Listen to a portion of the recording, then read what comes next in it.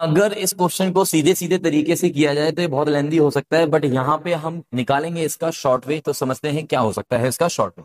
सबसे पहले एलिमेंट्स को थोड़ा ऑब्जर्व करो कि यार ये साइन टू थीटा लिखा हुआ है, ये भी साइन टू थीटा लिखा हुआ है, ये वाला कॉस टू थीटा लिखा हुआ है, ये माइनस में कॉस टू थीटा लिखा हुआ है। कैसे? माइनस कॉमन लो तो one minus two sine square theta that becomes cos two theta, तो माइनस कॉस टू थीटा। इसका मतलब ये हुआ कि अगर मैं इस एलिमेंट को ए नाम दे दूं तो यहाँ पे ए बन रहा है, अगर मैं इसको बी नाम दे देता हूं तो यहाँ पे माइनस का बी बन रहा है। मतलब जो मैट्रिक्स है मैं उसको ऐसे देख रहा हूं, ए माइनस का B zero, then this is B A zero zero zero one. क्या मैं इस नजरिए से देख सकता हूं इस मैट्रिक्स को? विद द कंडीशन कि यार ये जो ए है यानी कि साइन टू थीटा और जो बी है कॉस टू थीटा, उनके स्क्वायर का सम वन है, यानी कि ए स्क्वायर प्लस में बी स्क्वायर की value sine square plus cos square one होता है। तो मेरे पास ऐसी मैट्रिक्स है और साथ में कंडीशन दी हुई है, तो थोड़ा नजरिया चेंज करना है हमें, ठीक है। अब देखना है कि इनमें से कौन कौन सी स्टेटमेंट करेक्ट है या नहीं है। सबसे पहले देखते हैं statement number 2, A is skew symmetric. Skew symmetric matrix के जो डायगोनल एलिमेंट्स होते हैं वो जीरो होते हैं, यहाँ पे नहीं है। इसका मतलब ये वाला ऑप्शन तो साफ साफ पता चल रहा है कि नहीं है सही। अब A inverse is equal to adjoint of A. तो देखो भैया मैंने क्या किया, यहाँ पे ए से दोनों तरफ मल्टीप्लाई किया so that A into A inverse becomes I, और ये हो गया ए इंटू में एडजॉइंट ऑफ ए।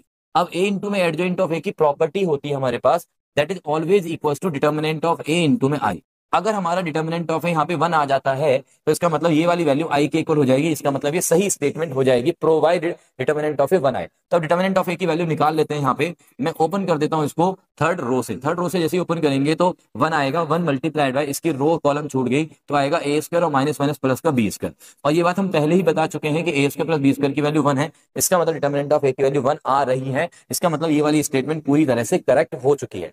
अब आती है बात लास्ट वाली स्टेटमेंट। लास्ट वाली स्टेटमेंट में भी मैं क्या कर रहा हूँ, ए से मल्टीप्लाई करता हूँ तो सो दैट यहाँ पे आई आया, यहाँ पे आ गया ए इंटू में ए ट्रांसपोज। अब देखना ये है कि ए इंटू ए ट्रांसपोज आई आता है कि नहीं आता। ए मैट्रिक्स ये है और इसका अगर मैं ट्रांसपोज करके लिखूंगा तो A minus B zero, then B in A zero zero zero one यहाँ पे आएगा।